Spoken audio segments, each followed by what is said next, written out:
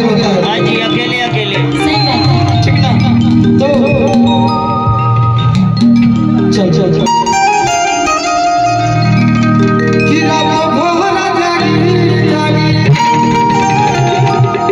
नदिया किनारे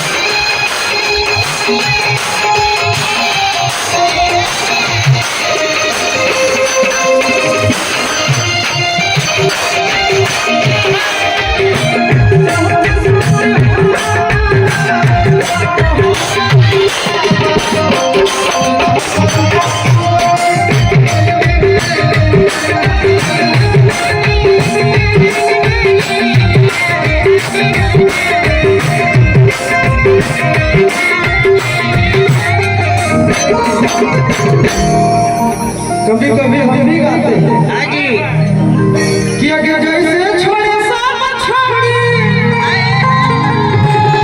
छोड़ा तो ऐसे छोड़ के देखा कि अगर असल के बेटी तो हमर दिलवा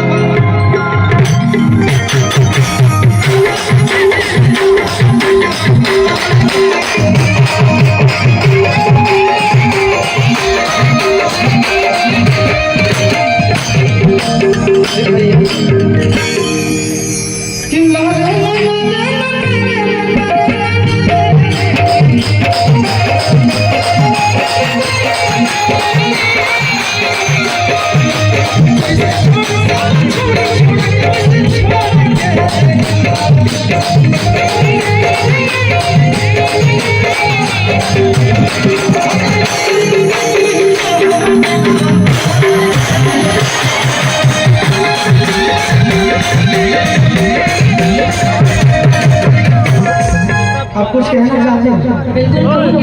बोलो इधर बोलो इधर थोड़ा सा ध्यान अभी नहीं आया है कि जो ही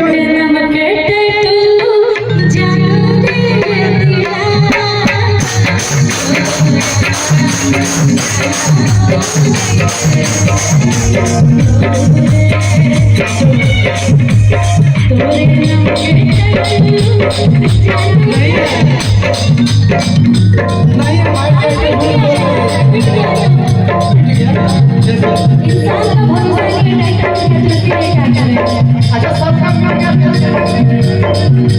अभी तक मैंने हरा हाथ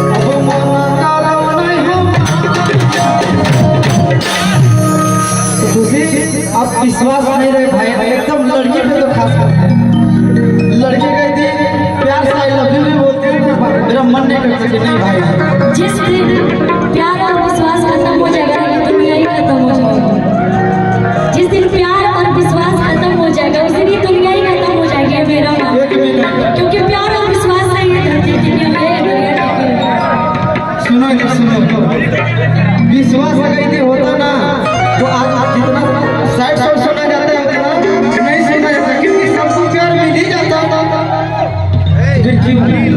क्या कहना बोलते हैं ना कि एक मछली तालाब